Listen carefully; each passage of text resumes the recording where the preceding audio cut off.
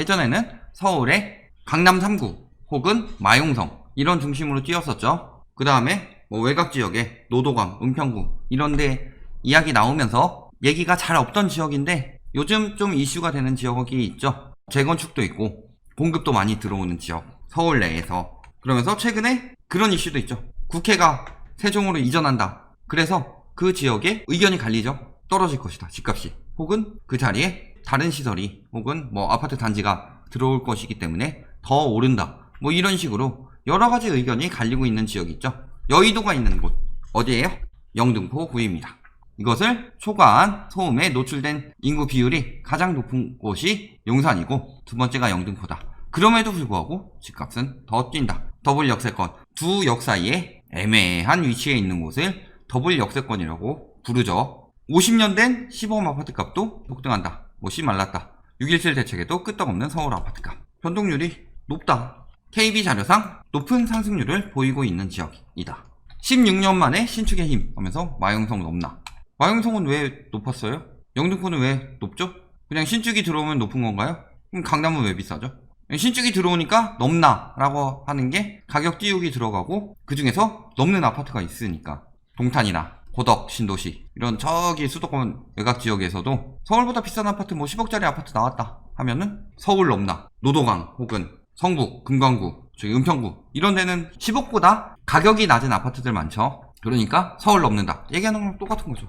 호가 기준으로 해요. 호가 기준으로 14억 원 내외, 84는 17, 18억 원 수준이다. 16년 만에 대단지 신축 입주이기 때문에 넘는다. 뭐 이런 식으로 이야기하죠. 그래서 호가 이렇게 나와 있다. 영등포는 마용성을 넘은 지역이죠. 광교도 비싼 거 있으니까 마용성 넘어섰고. 자, 매매 가격 지수 어때요? 떨어지다가 언제부터 다시 올랐어요? 6월부터. 6월은 보통 일시적으로 많이 오르죠. 그 전에 급매물이 5월에는 나온다. 6월 1일에 보유세가 나오기 때문이죠. 그러니까 여기까지 해놓고서 급매물을 사실은 더 내놓을 수 있는데 언론들이 뭐라 그래요? 매물 잠금 들어갔다. 매물 잠금 안 들어갔는데 매물 잠금 들어갔다 라고 나 빼고는 다들 잠그는 것 같이 이야기를 하니까 다른 건 몰라도 돈 버는 것 같은 경우는 남들 다 하는데 내가 안 하면 지쳐지는 것 같잖아요. 마인드를 만들어주는 거죠. 요새 매 기사에서 예전에 뭐 리먼 때도 그렇고 비트코인도 그렇고 30대 수요들이 사게 되면은 금융 지식이나 부동산 지식이 그 재테크를 수십 년씩 해온 사람들이랑은 다르게 거의 처음 진입하는 사람들 인제서야 필요성을 느끼고 돈 벌어야 되겠다, 재테크 해야 되겠다. 초보들이 많은 나이가 30대죠. 30대 수요들이 많이 들어온다는 거는 초보들이 들어오고 사고 있다는 거는 베테랑들이 팔고 빠지고 있다는 얘기죠. 주식 같은 경우야 초보도 사고 베테랑도 살 수 있죠. 그런 시기가 있죠. 부동산 같은 경우는 초보들이 사는 게 많이 늘어났다라는 거는 그만큼 베테랑들이 팔고 빠지고 있다는 소리죠. 그런데 왜 자꾸 30대 수요들이 많이 샀고 30대 영끌 수요들이 많고 30대 수요들이 집값을 끌어올린다는 이야기를 할까요? 상대적 박탈감이 들도록 만들어서 마지막까지 영끌 수요를 만들어내겠다는 언론의 계략이죠.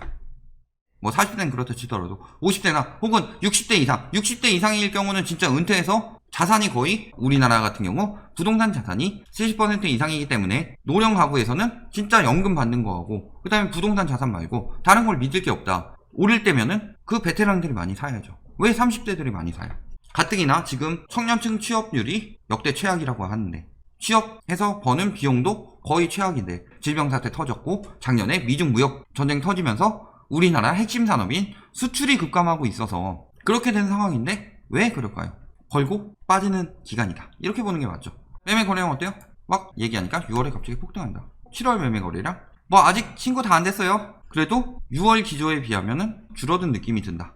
이쪽으로 좀 몰렸다라는 거는 서울 거래량이 많이 줄었다고 그랬죠. 다른 데는 더 죽을 맛인데 여기만 어떻게든 띄우고 있는 거다. 외지인 거래량 엄청나게 증가한 것 같지만 작년 말만 못하다. 이때가 피크였죠. 그래서 다시 살아난 것처럼 이야기하지만 지금 710 맞았다. 매물이 아무래도 그 전보단 많이 나올 수밖에 없죠. 가장 강하게 들어간 게 법인이고 뭐 저기는 법인이 많이 사지 않았다 하더라도 법인 제외하고도 종부세가 엄청나게 강화됐는데 세법 개정안에서 보면은 그럼에도 불구하고 종부세 엄청나게 올랐죠. 그리고 요새 재산세 가지고 이야기 많이 나오죠. 실질적으로 재산세는 집값 올라서 공시가격 오르면 오르는 거예요. 재산세 지금 세율 건드렸어요? 올해? 안 건드렸죠. 그런데 자꾸 그거 가지고 이야기하죠. 서민 코스프레 하면서 규제 정책은 서민들을 죽인다, 이런 프레임 만들려고 하고 있죠. 만약에 재산세가 그만큼 올랐다면 종부세는 훨씬 더 많은 폭으로 올랐죠. 그러면 다주택자들이 버티기가 훨씬 더 힘들어지죠. 그런데 1주택자들은 죽겠다 하면서 다주택자들은 버틸 여력이 있다, 이런 식으로 이야기를 하더라. 그러면서 외지인 거래량 끌어들이고 있다. 거기다 똘똘한 집 프레임까지. 뭘로 띄우고 있어요? 쪽방촌 1200가구 공급한다. 영구 임대 370, 행복주택 220, 일반 분양 600가구. 공급은 개발 호재라서 집값이 오르죠. 공급 부족은 수요 공급의 논리에 의해서 집값이 오른다. 말도 안 되는 프레임을 잡고 있다. 공급이 들어온다는데 왜 호재예요 이게? 서울 아파트 가격 오르는 이유는 공급 부족 때문이다 라고 모든 전문가들이 입을 모아서 그런다고 저희한테 와서 댓글 달아요. 공급이 들어오는데 왜 몰라요? 언론이라는 데서 말하는 게 귀에 걸면 귀걸이고 코에 걸면 코걸이죠. 귀걸이도 코걸이도 아니라 고리 같은 거를 가지고 귀걸이라고 코걸이라고 우기는 거죠 지금. 아파트 현황 어때요? 뭐 여기는 뭐 거의 멈춘 상황이고, 오히려 6일칠 때 조금 떨어졌죠. 요거는 7월에 올랐다고 하는데 6월에 더 많이 올랐고 7월은 평균이 높은 거죠. 좀 떨어지고 있는 상황이다. 뭐 여기 1층 5층이긴 하지만 실질적으로 9층에서 15층 8일 만인데 가격 떨어진 상황이죠. 신길 호가는 이런데 입주 후에 거래 굉장히 줄어들었죠. 14억 8천 고층이고, 뭐 그 전에는 12억 5천 12억 5천에서 오른 것처럼 보인다. 하지만 얘가 좀 싸게 거래된 거였고 거의 뭐 유지되고 있는 상황이죠. 여기도 오른다 느낌 없어요. 유지되고 있는데 호가는 뭐 이게 오히려 낮추고 있죠.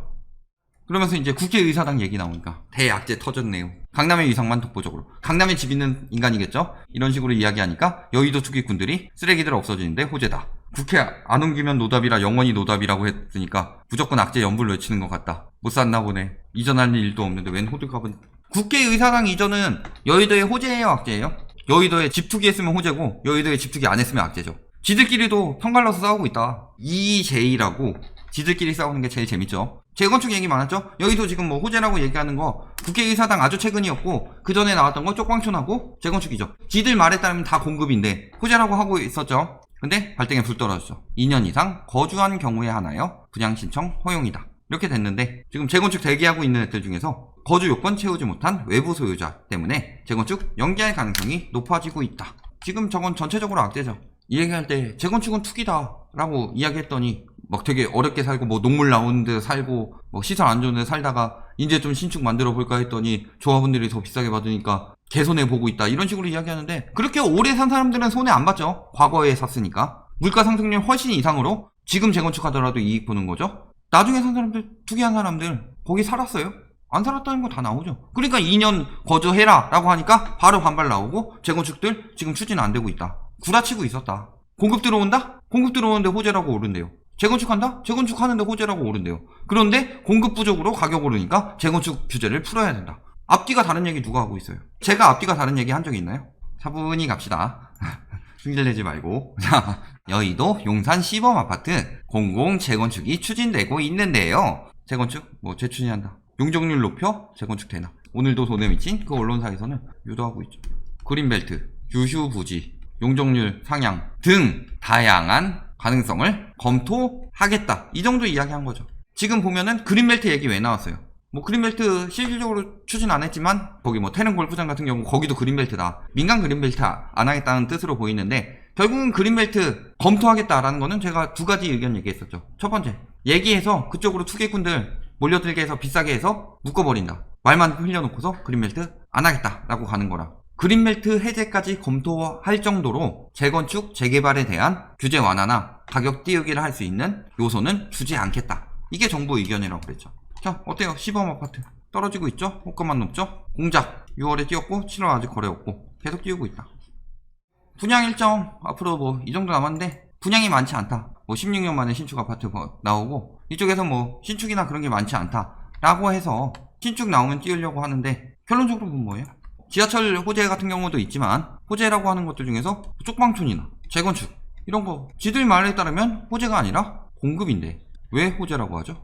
띄우려고 하는 거죠. 재건축 같은 경우는 무조건 이거는 공급이 아니라 재건축 가격 띄우기로 들어가는 거고, 쪽방촌 같은 경우는 공급 증가인데 왜 호재라고 그러죠? 자기가 뭔 얘기를 했는지도 모르고 자기가 한 말을 자기가 반박하고 있다. 엄청나게 오른다? 아직 그냥 6월 거래 많은 그 효과가 나타나고 있는 거죠. 지금 강력한 대책이 들어갔기 때문에 다주택 부담 커질 수밖에 없죠. 그런데 언제까지 유지할 수 있느냐? 심리 싸움이에요, 심리. 이 심리 30대들이 영끌 가능한가 불가한가, 영끌 가능하더라도 패닉바잉 하느냐 합리적인 판단을 하느냐에 따라서 이쪽 라인으로 가면은 떨어질 수밖에 없다. 지금 그래서 가장 패닉바잉하고 가장 극이 된 상황인데 지금에도 불구하고 계속 유도를 하고 있다 라는 거 보면은 얼마 남지 않았다는 거 알아두시기 바랍니다.